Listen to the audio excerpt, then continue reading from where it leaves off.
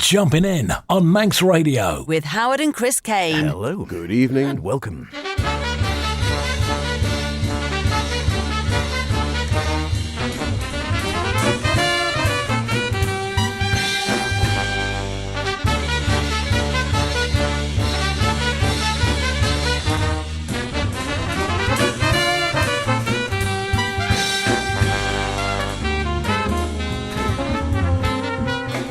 And here we are, fresh into 2023 on Jumpin' In. As we head into 2023, this is part 2 of our look back at the best of 2022 here on Jumpin' In, of course, with myself, H. And me, Chris. Yes, just 6 months before I stopped putting 2022 on checks. Not that we use those very much anymore.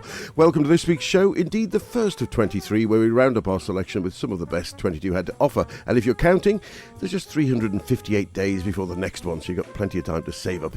Always assuming you've finished paying for this one. So what was your first foot through the door for you, H, and did they remember the coal? Yeah, it would have been nice. It would have been nice to have Charles Lloyd being a first footer. Really enjoyed his 3 albums that coming out in 2022. The trio of trios, got to get one of those in there at least. The Next Door, it could have been a first footer as well. Julia Husman, really fine stuff. And you know what? I think I might have an more ECM with a bit of Avishai Cohen. And for me, well, we're unseasonably early. We're in a hurry to work. We're on the boil, and to kick off the new year, we're stuck in the mud with Yu Nishiyama and her big band.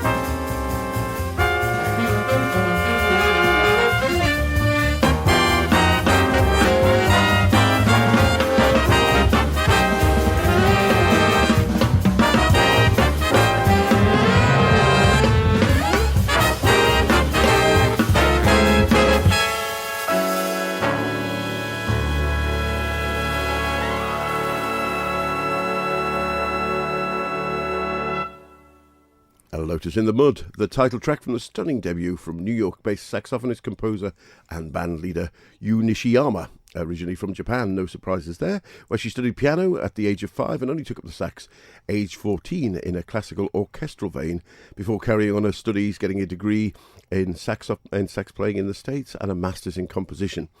In the track we just heard, we heard sax solos by Alex Dalazan and then trumpet by Dave DiTrapani. And if you're wondering where the title comes from, A Lotus in the Mud is based on the Japanese Buddhist saying, Daishu no Hashisu. Of course. The lotus blooms better if the mud is dirtier. Nishiyama explained, she said, normally I don't show my emotions to people, but I feel I can express them through music. And I think this album really shows my personality, revealing who I am.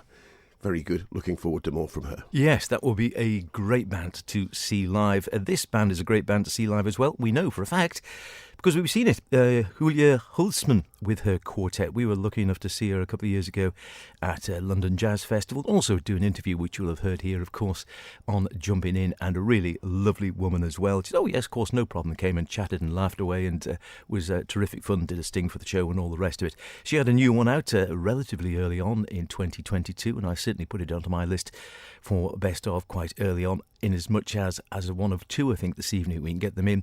It embodied that old world quality of ECM, which I've enjoyed for so long on that fantastic label. So spacious, ethereal, slightly otherworldly, but really respecting the jazz tradition. And from the album, The Next Door, we'll hear the first track, as it turns out, Empty Hands.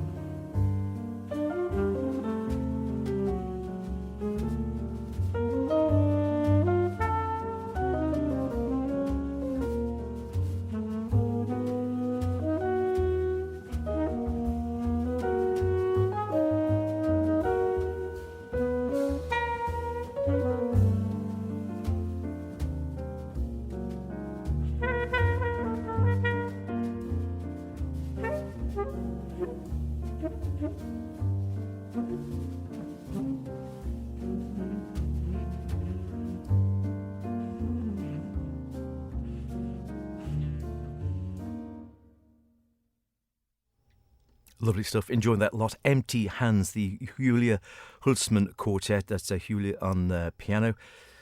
I believe she pronounces Julia rather than Julia, but of course it's spelled Julia, with her long-time quartet, who's done at least a couple of albums now. I think the last time we saw her, she was doing Not Far From Here, which is also well worth checking out.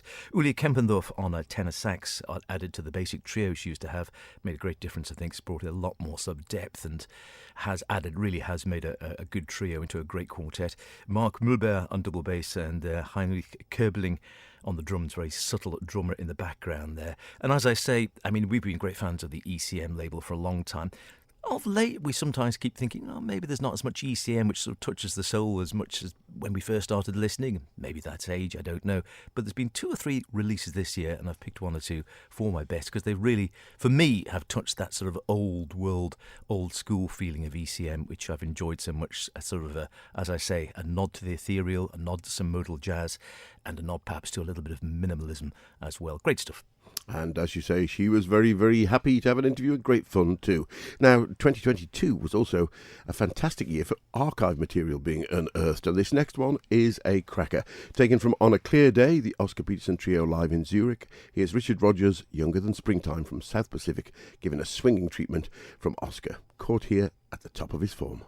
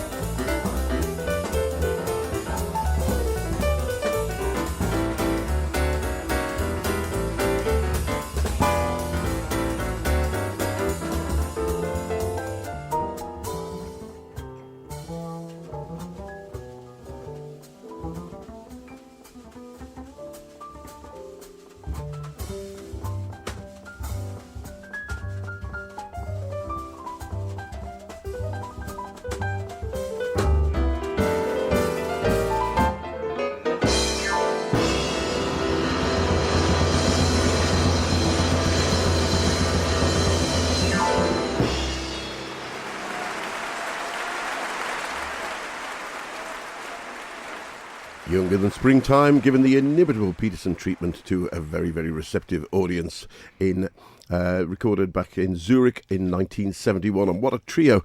Niels Henning, Ørsted Pedersen on the bass, Louis Hayes at the drums. And yes, this is actually the first time it's been released. And in fact, only the second recording of this particular trio and the only live example.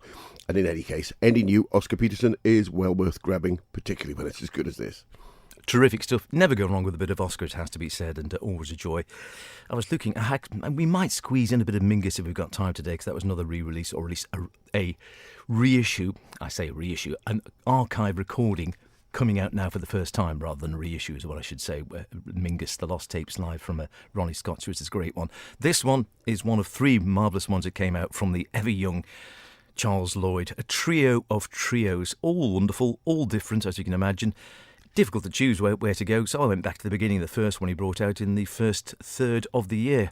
Trios: Charles Lloyd, Chappell, Bill Frisell, Thomas Morgan, and this is Blood Count.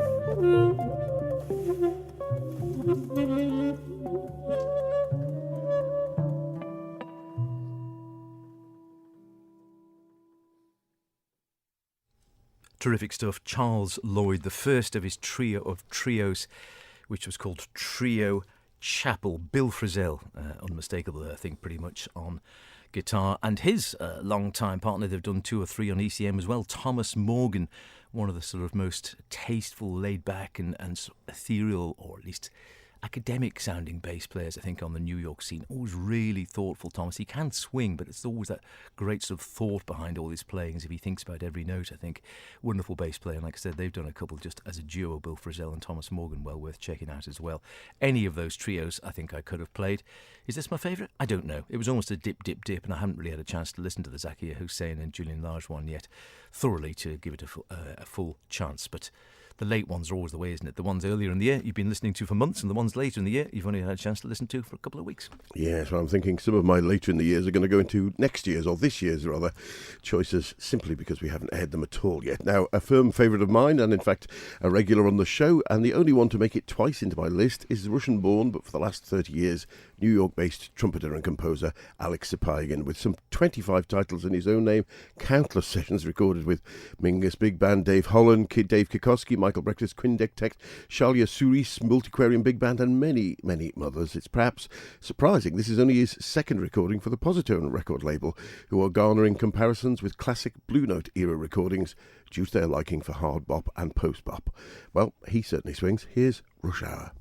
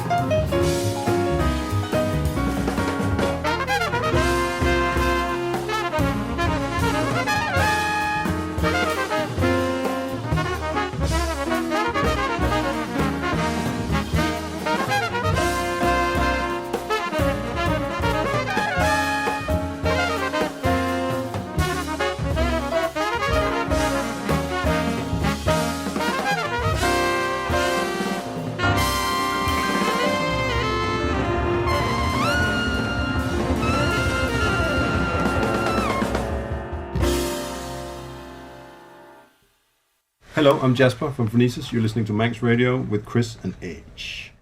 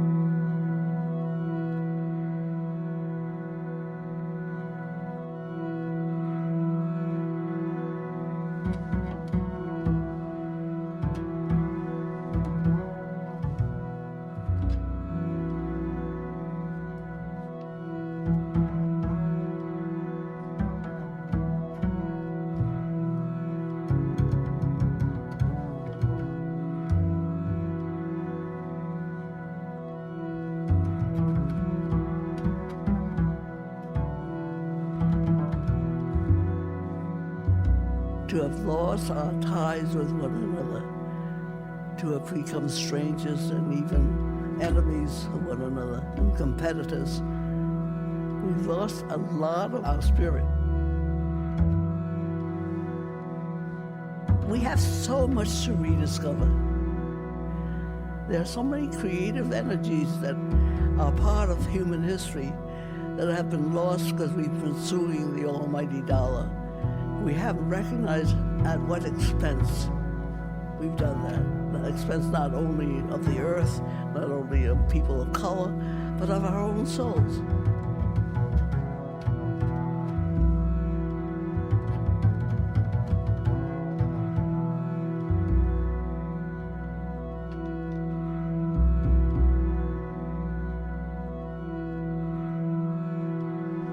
We think we are only the victims.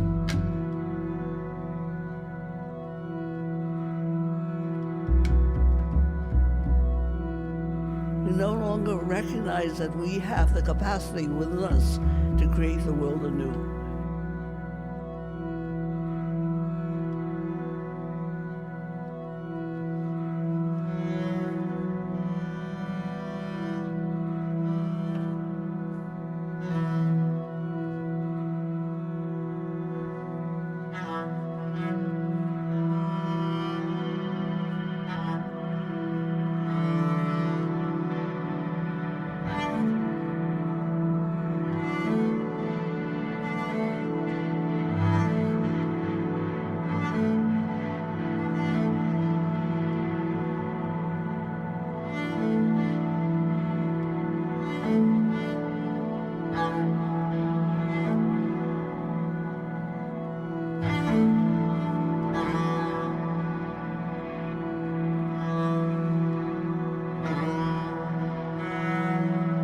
Change our thinking, to change our philosophy by responding to and really trying to understand what's happening, what time it is on the clock of the world.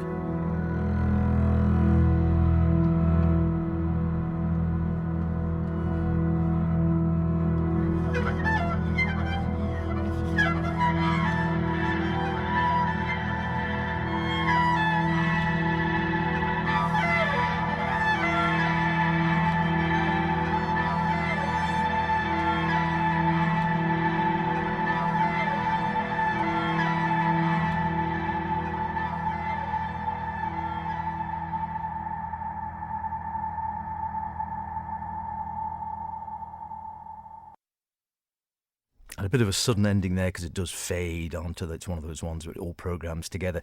Clock of the World, Jasper Hoiby, from his album which came out in 2022, which was all about the planet. I mean, Jasper is he's a very, principled guy, I guess, and he's very, very much into the sort of the rape of the world that's been going on and climate change and the fact that we're really not looking after what we've got here. And he's very principled about it, and he's, for many a year now, I think that's been foremost, and he's spoken about it through his language and through his musical language on his bass, and this was something he'd done in this latest album on Audition Records, Clock of the World. Lots of samples of people talking about the various issues we have with climate change, with environmental problems, with pollution of the earth and such like. Wonderful stuff.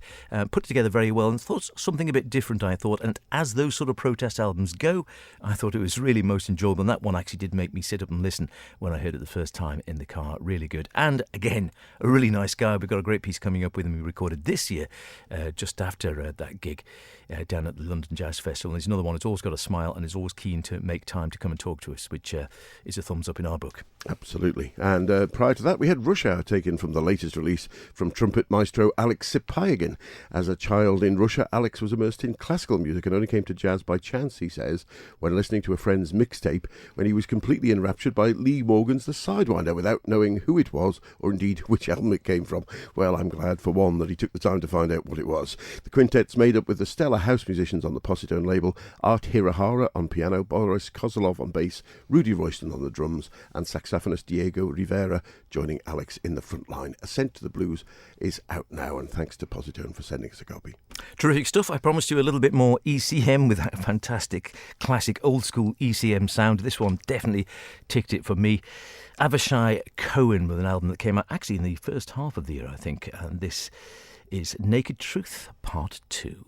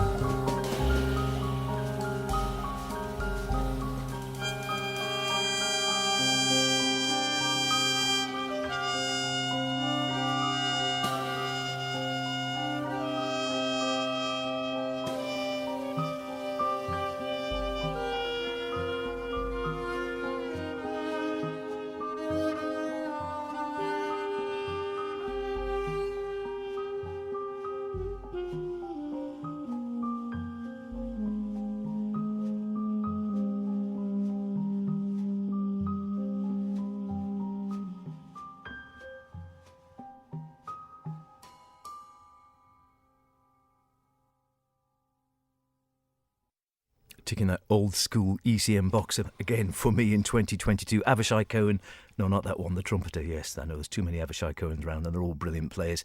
Avishai on piano, Barak Mori bass, Ziv Ravitz on drums, and it came out of lockdown, that one. He had these little sort of melodies, these ideas, and they went into the studio, and rather like his sound on muted trumpet there as well. That's sort of going in and just improvising over sort of the most basic of motifs and seeing what you come up with. And I think if you're skilled enough, you come up with little gems like that. Naked Truth on ECM, brilliant. Fantastic stuff, and all of his are good, and indeed, I think quite a classic year for ECM, including the Mark Turner, which we didn't fit in tonight. Yeah, but so that many. about winds up this edition and a best of 2022. Of course, as a regular listener, you'll know it's all good, and we could have filled many hours with favourites. But for now, we've just got time to fit in a disc that is oft sat on repeat in the car, as it is so full of joy and exuberant playing. Annette Cohen's Quartetino, where she decided to forego her sax and release an album purely embracing her love of the clarinet, with Victor Gonzalez on piano, Talma Sejicic on bass, James Shipp on vibes, percussion and various electronics. Here they are with an energetic rendering of Egberto Gismonte's Frivo. See you next week. Be good. Into 2023 we go. Take care.